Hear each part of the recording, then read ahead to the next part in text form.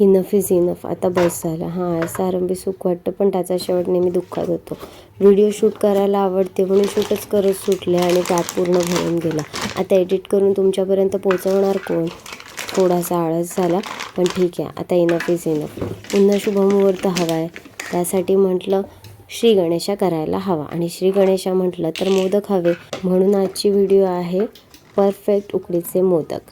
सारण बनवण्यासाठी खोबऱ्याचा किस लागणार आहे, त्यासाठी नारळ फोडून घेतलेले आहेत. आणि इथे आता ब्रिवाइन कंपनीचं हे कोकोनट स्क्रॅपर कमाल भारी काम करतं. अतिशय झटपट आणि पटकन, अजिबात वेळ न घालवता ताटभर कोकोनटचा किस कधी तयार होतो आपल्याला समजतही नाही.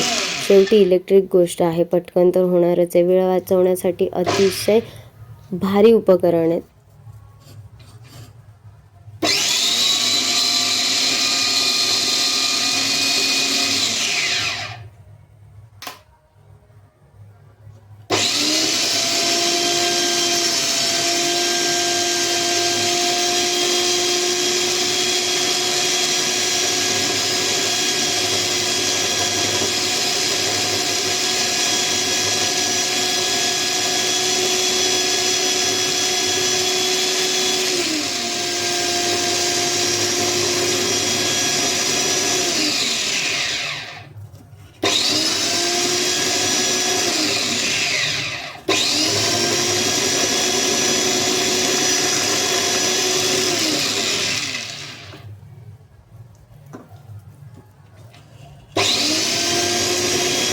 खूपच कन्व्हिनियंट आहे हे काम करायला. तुम्ही बघितलं मी कशा प्रकारे त्याचे पार्ट्स पटापट लावलेत आणि आता हे काम करायला सुरुवात करत आहे. किती झटपट नारळाचा किस निघणार आहे हे सुद्धा तुम्ही बघू शकता. जर तुम्ही हे घेण्यासाठी इंटरेस्टेड असाल तर मी ह्या प्रोडक्टची लिंक खाली डिस्क्रिप्शन बॉक्समध्ये देते, नक्की बघा.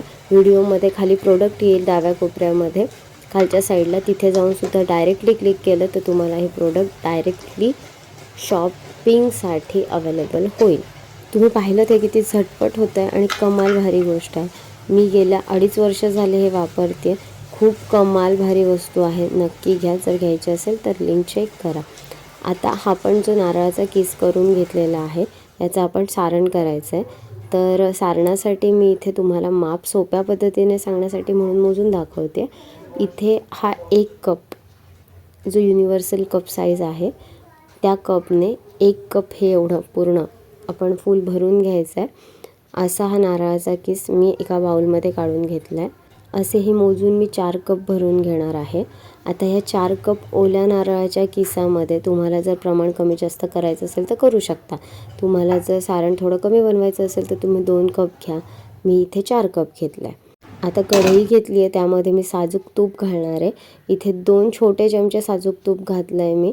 आणि ह्या साजूक तुपामध्येच मी ड्रायफ्रूट्स भाजून घेणार आहे.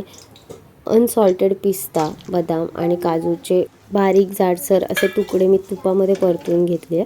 आता ह्या तुपात परतून झाल्यानंतर ड्रायफ्रूट्स नंतर आपण घालतो आहे जॅगरी पावडर.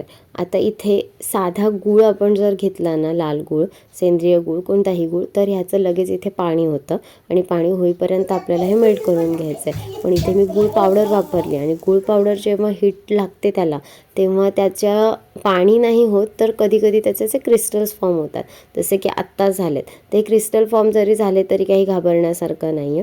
सारणात ते मध्ये मध्ये येतील, पण आपण उकडीचे मोदक बनवतो आहे, त्यामुळे जेव्हा सारणाला वाफ लागते मोदकांमध्ये भरल्यावर, तेव्हा ते पूर्णपणे जसे आपण साध्या गुळामध्ये करतो मोदक, त्याचं सारण कसं होतं तसंच हे क्रिस्टल्स त्याच्यामध्ये राहत नाही, ते मेल्ट होऊन जातात. गूळ घालून केलेले मोदकसुद्धा त्याचं सारण वगैरे कसं तेही मी रेसिपी दाखवेन तुम्हाला.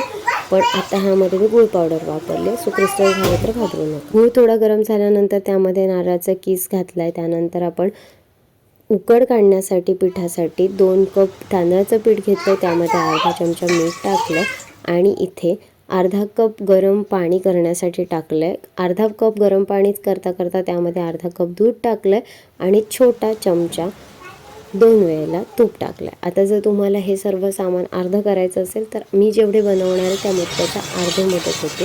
आता ह्या बनवलेल्या सारणामध्ये किती मोदक होत आहेत ते तुम्हाला पुढे समजेलच. त्या पद्धतीने तुम्ही मापात कमी जास्त करून, तुम्हाला कमी करायचे असेल तर थोडा माप कमी करू शकता, जास्त करायचं असेल तर जास्त घेऊ शकता. दूध, पाणी आणि तुपाच्या मिक्सचरला चांगली उकळ आल्यानंतर त्यामध्ये पीठ आणि अर्धा चमचा मीठ जे आपण घेतलं होतं ते टाकायचं आहे आणि चमच्याने झटक्यात गुठळ्या मोडून टाकायच्या आहेत, कारण गरम असताना ते इझिली त्यानंतर त्यावर झाकण ठेवून द्यायचं आहे. गॅस बंद झालेला आहे. 10 मिनिटानंतर जेव्हा उघडाल तेव्हा पीठ अशा पद्धतीने चांगली झालेली असते. गरमसर असतानाच तुम्ही हे ताटामध्ये काढून घ्या. आपल्याला छान मऊ पद्धतीने हे मळून घ्यायचं आहे. आता गरम गरम पीठ मळताना चटके तर लागतातच, हात चांगलाच लाल लाल होतो. अशा वेळेस तुम्ही पीठ मळताना थोडंसं कोमट पाणी जर बाजूला वाटीत घेतलं आणि मध्ये मध्ये पाण्याचा हात लावून हे मळलं तर सोपं जातं. हे बघा, अशा पद्धतीने आपल्याला हे पीठ मळायचं आहे. जेव्हा आपण त्याचा गोळा बाजूला काढायला जाऊ तेव्हा असा चिकटपणा त्या पिठामध्ये आलेला पाहिजे. एवढा असा पिठाचा गोळा नरम होईपर्यंत आपल्याला हे पीठ मळून घ्यायचं आहे. इक्वल साईजचे येण्यासाठी इक्वल साईजचे गोळे करून घेतलेत तर सर्व मोदक सारखेच दिसतील. आता हे ऑर्डरचे मोदक नसल्यामुळे अगदीच मोजमापाच्या पद्धतीने वेट टू वेट मी केलेलं नाही आहे, पण अंदाज घेऊन हाताने थोडेफार छोटे मोठे कमी जास्त होऊ शकतात, पण तरी त्यातल्या त्यात इक्वल केलेत तर तुम्हाला इक्वल साईजचे मोदक मिळून जाते. जर का तुम्हाला विकायचे असतील तर मात्र तुम्हाला हे मोजून बरोबर वेट टू वेट सगळे इक्वल येण्यासाठी करावं लागतं. इथे हे रोटी मेकर आहे, त्यामध्ये मी खालीवर प्लास्टिक लावलं आणि त्यावरती तूप लावलं. त्याच्यानंतर हा गोळा झटपट आपल्याला एका गोळ्याचं छानपैकी पारीत रूपांतर करून देतो. तर मी इथे रोटी मेकरचा वापर करते, माझ्याकडे आहे म्हणून. बरेच जण लोखंडाचं आता काय काय मिळायला लागलेलं आहे मार्केटमध्ये, तेही खूप छान गोष्ट आहे. लोखंडाचं असल्यामुळे वजन असतं त्याला, पारी अशी पटकन तयार होते, खूप वेळ वाचतो. जर तुम्ही बिझनेसच्या दृष्टीने बघत असाल मोदकांकडे तर ही रेसिपी अतिशय परफेक्ट आहे. आणि त्यासाठी तुम्हाला जे पारी बनवण्यासाठी मेटलचं एक मशीन आहे जे मॅन्युअली यूज केलं जातं, तर त्याची लिंकसुद्धा मी इथे व्हिडिओच्या खाली शेवटला देईन, तुम्ही बघा जर इंटरेस्टेड असाल तर घ्या. अशा पद्धतीने हे मोदक आपले तयार होतात, झटपट होतात. थोडी प्रॅक्टिस केलीत की तुमचा हात पटापट वळायला लागेल आणि तुम्ही फास्ट करायला लागाल. मी ते तुम्हाला हळूहळू करून दाखवलं. आत्ता इथे मी तुम्हाला आपलं जे ब्रेडचं स्प्रेड करायला आपण यूज करतो ते ब्रेड नाईफ असतो ना, तर त्या नाईफने पाऱ्यांवरती छोटी लाईन करून घेतली. का जर नवीन शिकणारे असाल तर तेवढ्या डिस्टन्सने तुम्ही ती केली तर असा सुंदरसा मोदक पटकन तयार होतो. हा एक प्रकार आहे. यावरती तुम्ही सॅफ्रॉन म्हणजेच केशर लावा, सुंदर दिसतात. ज्यांना स्किप करायचं त्यांनी स्किप पण करू शकता. पण पांढऱ्या शुभ्र मोदकांवर जेव्हा केसरची काळी वाफ तयार झाल्यानंतर जो एक पिवळसर सोनेरी रंग सोडते, त्यामुळे जो मोदक अप्रतिम सुंदर देखणा दिसतो ना, आणि त्याचा जो सॅफ्रॉनचा एक फ्रॅग्रन्स त्याला लागतो, वाव कमाल भारी असतो तो. काश्मीरचा सॅफ्रॉन यूज करते, 100% प्युअर आहे. ह्याचीसुद्धा लिंक तुम्हाला डिस्क्रिप्शन बॉक्समध्ये देते. माझा एक्सपिरियन्स या सॅफ्रॉनसोबत खूप कमाल भारी आहे, मस्त आहे.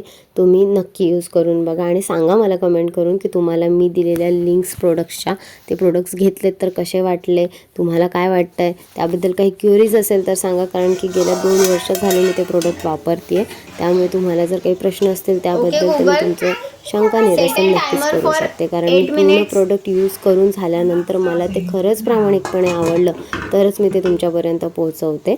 आणि सॅफ्रॉनचं म्हणाल तर ते वाव खूपच वर्ष, म्हणजे लिटरली 2-3 वर्ष झाले मी वापरते. खूपच छान आहे ह्याचा पण एक्सपिरियन्स. रंग बघा किती छानसा आला आहे आणि खूपच देखणे हे मोदक तयार झालेले आहेत. हा, तुम्हाला एक मोदक इथे उघडल्यासारखा दिसत असेल उजव्या साईडला, तर शूट करता त्याला मी घाईघाईत शेवटला बनवून पटकन ठेवून दिलं, कारण की तो राहून गेला होता माझा ठेवायचा, त्यामुळे तो शेवटी थोडासा उघडला. पण ठीक आहे, बाकी सगळे मोदक तुम्ही बघू शकता सेम साईजचे आहेत बऱ्यापैकी. आणि मी 1-2 छोटेसुद्धा बनवलेत आणि काही अगदी मोठेसुद्धा बनवलेत, म्हणजे एक तुम्हाला साईज कळण्यासाठी म्हणून. तर मी तुम्हाला हा आहे माझा सगळ्यात छोटासा मोदक, जे फारच क्यूट दिसतोय आणि मला खूप भारी वाटतं आहे त्याच्याकडे बघायला. मोदक प्रेम हे फक्त खाण्याबद्दल नाही आहे बरं का, म्हणजे त्याचं जे सुंदर रूप आहे ना ते एक वेगळाच आनंद देतं. तर खूप भारी वाटतं आहे. म्हणजे तुम्ही मोदक करून बघा, तुम्हालाही एवढा असा वेगळाच आनंद मिळेल ना मोदक करताना. मला सांगा आणि तो तुम्हाला मिळाला की नाही. मला काय म्हणायचं ते तुमच्यापर्यंत पोचलं तर तुम्ही नक्की कमेंट करा. आता हा सगळ्यात छोटा, मीडियम आणि हा सगळ्यात मोठा असे 3 वेगवेगळ्या साईजचे मोदक माझ्याकडनं झालेले आहेत. मी तुम्हाला दाखवलेत. मोस्टली विकण्यासाठी हा मधल्या साईजचा मोदक केला जातो, त्यासाठी परफेक्ट साईज किती घ्यायला पाहिजे, किती वेट पाहिजे ह्यावरती एक प्रॉपर व्हिडिओ येणार आहे लवकरच. आता सध्या तुम्ही रेसिपी बघा, प्रॅक्टिस करा, जे नवीन असेल त्यांनी करा, जे जुने असतील माझ्या काही टिप्स कामा पडत असतील तुमच्या तर त्या फॉलो करून बघा. आणि हा असा तयार मोदक मध्ये कापून त्या साजूक तूप घालून खाऊन बघा आणि सांगा मला कसा वाटला.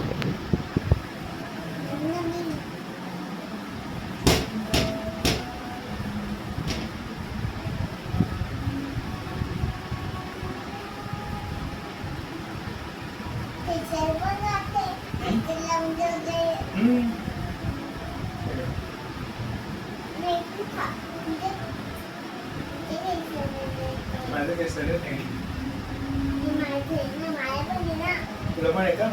अच्छा अच्छा.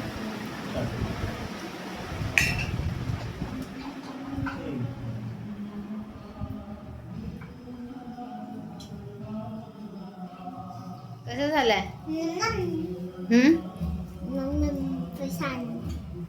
छान, एक नंबर. खूप जास्त गोड झालाय की बरोबर झालाय एकदम परफेक्ट? परफेक्ट.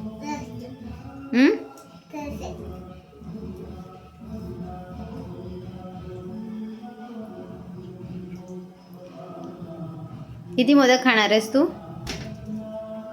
2 तर खाऊन झाले.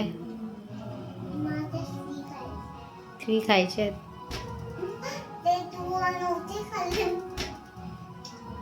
मागे ताट रिकामं झालंय, आता 4 राहिलेत. 4च राहिलेत आता.